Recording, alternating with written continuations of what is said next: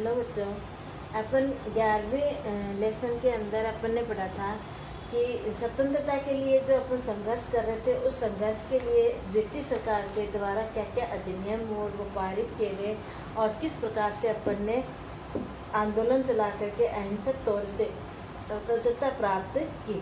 और स्वतंत्रता प्राप्त करने के बाद में भारत के सामने क्या क्या चुनौतियाँ थी, ये अपन इस चैप्टर के अंदर पढ़ते हैं कि स्वतंत्रता के बाद जो नवगठित राष्ट्र बना एक तरह से भारत, उस नवगठित राष्ट्र के अंदर भारत के सामने क्या क्या चुनौतियाँ थी, भारत को क्या किन किन ऐसे नियम कानूनों का निर्माण करना था जो कि भारतीय जनता उन अधिक से अधिक अपनी इच्छाओं को पूरी कर सके। इसके लिए आता है सबसे पहले कि स्वतंत्र भारत के सामने चुनौतियाँ क्या थी।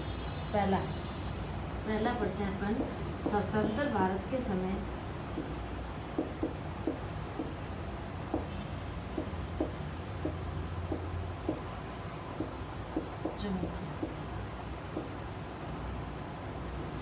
अपन ने पिछले वाले लेसन के अंदर ये पढ़ा था कि भारत 15 अगस्त 1947 को आज़ाद हो गया था। आज़ाद होने के साथ साथ ही भारत में अनेक समस्याएं ऐसी उभरी कि जिसका निराकरण करना बहुत ही आवश्यक था। उन सबसे बड़ी समस्याओं के अंदर, क्योंकि हमसे एक हमारा अलग राष्ट्र बना था पाकिस्तान, जो हमसे अलग होकर के गया था। ऐसी स्थिति के अंदर भारत में फिर और नई चुनौतियां सामने आई। देखो कि अगस्त 1947 को जब भारत आज़ाद हुआ, उसके सामने कई चुनौतियां थी। बंटवारा जब हुआ उस समय 80 लाख शरणार्थी पाकिस्तान से कहाँ आए थे, भारत, यानी उस वाले उधर से उस क्षेत्र से भारत के अंदर 80 लाख शरणार्थी आए थे। उन 80 लाख शरणार्थियों को भारत में क्या देना था, उनको बसाना था, उनको रोज़गार दिलवाना था। तो ये भी एक भारत के सामने चुनौती थी। फिर अन्य राष्ट्रों के साथ मधुर संबंध बनाने थे।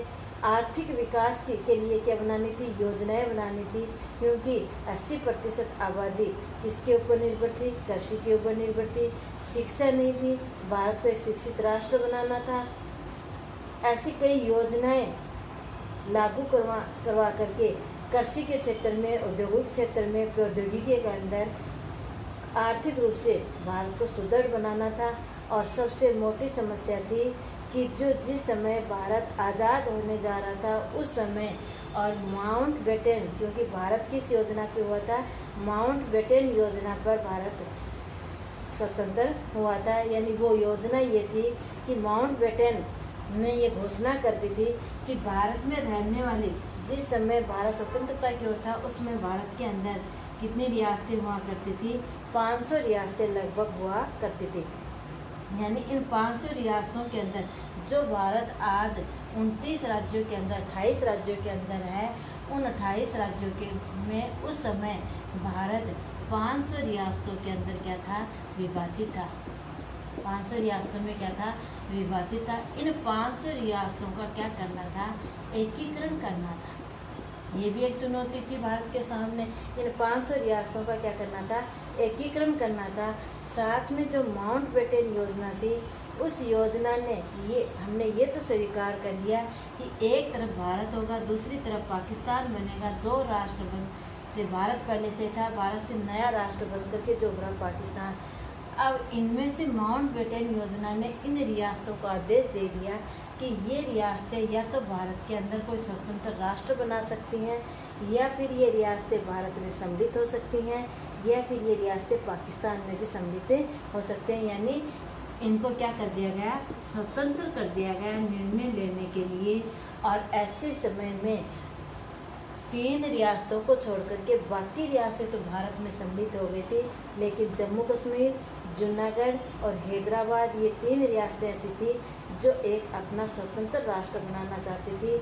न तो ये भारत में सम्मिलित होना चाहती थी और न ही ये कहाँ जाना चाहती थी, पाकिस्तान में जाना चाहती थी। जबकि पाकिस्तान जो था वो क्या करना चाहता था, जम्मू कश्मीर और जूनागढ़ रियासत को अपने अंदर सम्मिलित करना चाहता था। और हैदराबाद के ऊपर भी क्या बना रहा था, दबाव बना रहा था।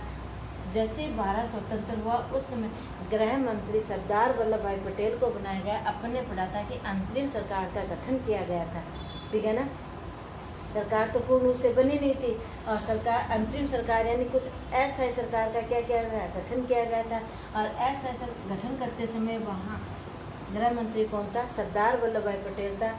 इन रियासतों के एकीकरण का जिम्मा किसको दिया गया, सरदार वल्लभ भाई पटेल को दिया गया, जो बड़ी बेखूबी से उन्होंने निभाया और रियासतों का एकीकरण भी करवाया। इस प्रकार से एकीकरण करते हुए और सभी रियासतों का क्या किया, एक एकीकरण कर एक भारत का निर्माण उनके द्वारा किया गया। तो अपन पढ़ते हैं अभी स्वतंत्र भारत के सामने चुनौती क्या थी। तो पहला आता है देशी रियासतों का भारत में क्या करना, विलय करना। पहली क्या थी, देशी रियासतों का भारत में विलय करना। ठीक है।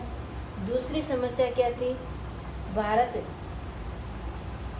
में पाकिस्तान से आए हुए भारत में या विस्थापित लिखो सीधा विस्थापितों को बसाना एवं रोजगार देना। ठीक है। तीसरी क्या थी, योजनाबद्ध क्या करना, भारत का विकास करना।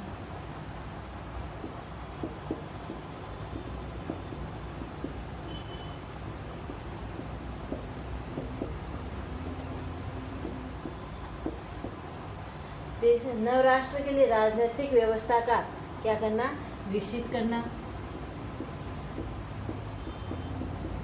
क्योंकि जब अंग्रेज आए तब भारत के अंदर राजाओं का शासन था, और अंग्रेज जब छोड़ करके गए तो वापस उन्हीं रियासतों को एक स्वतंत्रता देते हुए और उनको भड़काने की जैसी स्थिति के अंदर वापस ऐसी स्थिति में छोड़ गए कि या तो आप स्वतंत्र रूप से कोई अन्य राष्ट्र बना सकते हो, भारत में सम्मिलित हो सकते हो, पाकिस्तान में सम्मिलित होते हो। ऐसी स्थिति में और रियासतें क्या करना चाहती थी, अपना अपना वापस उसी स्थिति में जाना चाहती थी। ऐसी स्थिति वापस ना आए इसके लिए उन रियासतों को क्या किया गया, एक करके और एक गठित भारत का निर्माण किया गया। तो नवराष्ट्र के लिए क्या किया जाना था, नवराष्ट्र के लिए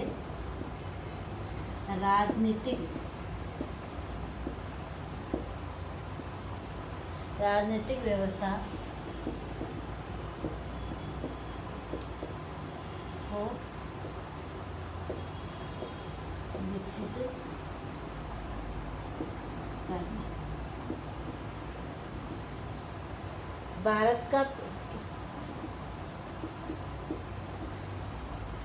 भारत के पड़ोसी राष्ट्रों के साथ संबंध बनाए रखना।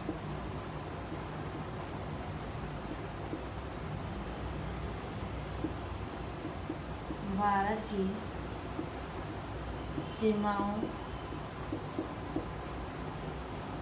को तय करना, ये भी था क्योंकि हमारी सीमाएं भी तय करनी थी। तो भारत की सीमाओं को तय करना, इस प्रकार से भारत के सामने ये क्या थी, अनेक प्रकार की क्या थी, चुनौतियां सामने आकर के खड़ी हो गई। ये था एक नया और खंडित राष्ट्र। ठीक है। इसके पश्चात क्या किया गया कि हमने एक नए संविधान की रचना की शुरुआत की।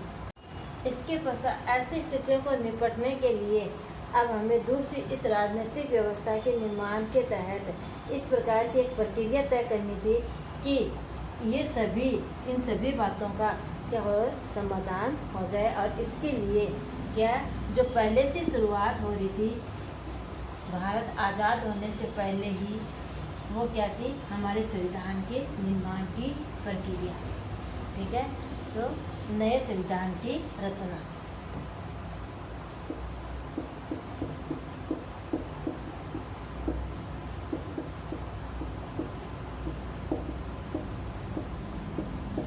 नए की रचना।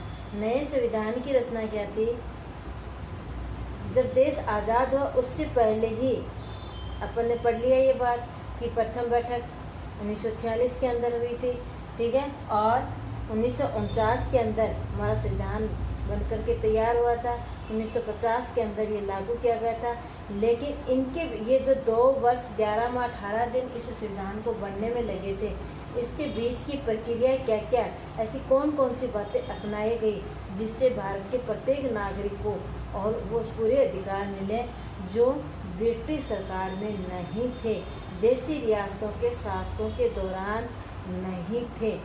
उन जो अधिकार नहीं थे वो सभी अधिकार इस संविधान के माध्यम से भारत के प्रत्येक जो नवगठित राष्ट्र बना था उसमें प्रत्येक व्यक्ति को मिले। तो दिसंबर 1946 से नवंबर 1949 के बीच 300 भारतीयों ने देश के राजनीतिक भविष्य के बारे में क्या किया?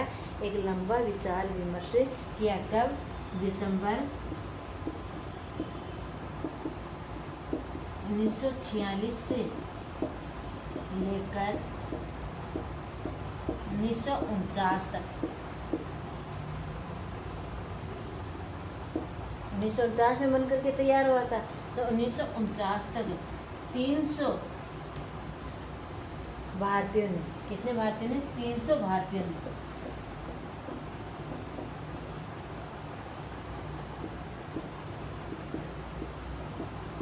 लंबे समय में विचार विमर्श कर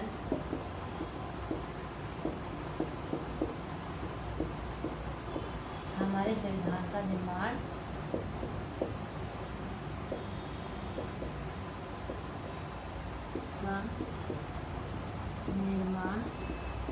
किया।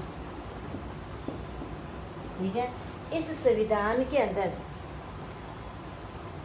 26 नवंबर 1949 को बन करके ये तैयार हो गया था। इस दिन हमने इसको क्या कर लिया था? स्वीकार कर लिया था।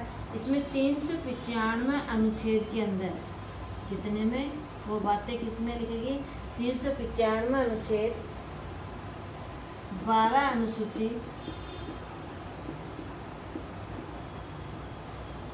और 22 भाग वर्तमान के हिसाब से। इसके अंदर हमारे ये जो विचार विमर्श करके नवगठित भारत के अंदर जो प्रत्येक व्यक्ति के अधिकार के प्रति जो बातें लिखी गई हैं वो सभी इसके अंदर लिखी गई हैं। इस प्रकार से यह विश्व का सबसे लंबा और लिखित संविधान बन गया। विश्व का सबसे लंबा और लिखा गया है, इसलिए क्या हो गया? लिखित संविधान बन करके तैयार हुआ। कितना समय लगा? 2 वर्ष 11 माह 18 दिन उसको बनने में लगे। संविधान सभा के अध्यक्ष उसमें जब संविधान बनाया जा रहा था तो संविधान सभा के अध्यक्ष कौन थे? राजेंद्र प्रसाद।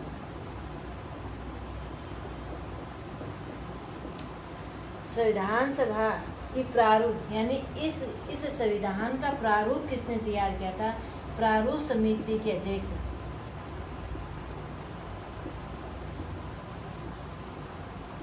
प्रारूप समिति के अध्यक्ष कौन थे? भीमराव अंबेडकर।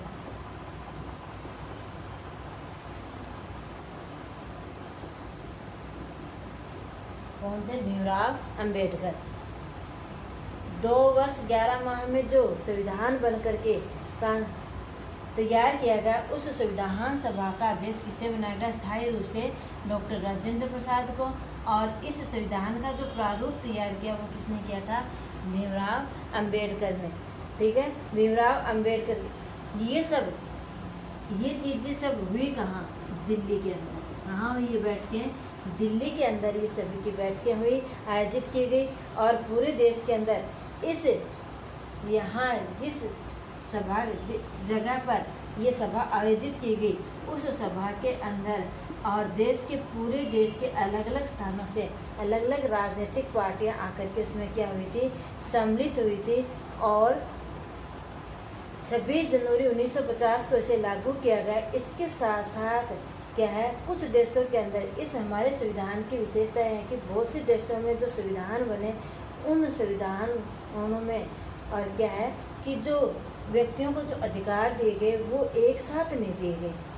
कहीं पर औरतों को वोट देने का अधिकार नहीं दिया गया, कहीं पर लिखित वो जो अनपढ़ व्यक्ति हैं उनको नहीं दिया गया, कहीं पर एक बार संपन्न वर्ग के अधिकार, यानी लंबे समय तक अलग अलग देशों में और अपने अधिकारों के प्रति क्या है संघर्ष चलता रहा। लेकिन हमारी संविधान सभा के अंदर जो ये 300 व्यक्ति बैठे थे, 300 भारतीय व्यक्ति जो भारत के अलग अलग क्षेत्रों से अनेक राजनीतिक पार्टियों से चुन करके जो आए थे, उन पार्टियों के जो व्यक्ति थे उन्होंने एक ऐसा निर्णय लिया कि जिससे भारत के प्रत्येक नागरिक को और उसके के होने का मूल्य मिल सके उसे। और वो क्या था, सार्वभौमिक वयस्क मताधिकार, यानी सभी वयस्क नागरिकों को मत देने का अधिकार दिया गया, चाहे वो अनपढ़ हो, चाहे वो पढ़े लिखे हो, चाहे वो गरीब हो, चाहे वो अमीर हो, किसी भी वर्ग का व्यक्ति हो, हर व्यक्ति को वयस्क होने पर, यानी उस समय जो आयु निर्धारित की गई थी संविधान सभा के अंदर वो क्या थी, 21 वर्ष थी उस वयस्क मताधिकार की, कि जो व्यक्ति 21 वर्ष की आयु प्राप्त कर लेगा वो क्या कहलाएगा, वयस्क कहलाएगा और उससे मत देने का अधिकार हो जाएगा, वो किसी भी वर्ग का हो। ये हमारे संविधान की सबसे अच्छी विशेषताओं में से गिनी जाती है कि सभी नागरिकों को उनकी भारत के अंदर उपस्थिति दर्ज, एक तरह से उनका अधिकार उनको मिलना वो है 21 वर्ष के बाद उनको क्या, वे मत देने का अधिकार, यानी अपनी सरकार चुनने का अधिकार उनको मिल गया। जबकि बहुत से देशों के अंदर ये नहीं मिला, उनके लिए भी लोगों को संघर्ष करना पड़ा और अपने संविधान के अंदर ये उसी समय लागू कर दी गई थी। अगर ये बात आपको कहीं मान लो कि नए संविधान की रचना कब की गई और स्वतंत्र भारत के सामने क्या चुनौती थी, दोनों पॉइंटों में आपको कहीं ये अभी बाकी है, फिर अपन आगे पढ़ेंगे। अगर कहीं समझ में नहीं आए यहाँ तक तो आप कमेंट बॉक्स में लिख करके मेरे से पूछ सकते हो। धन्यवाद।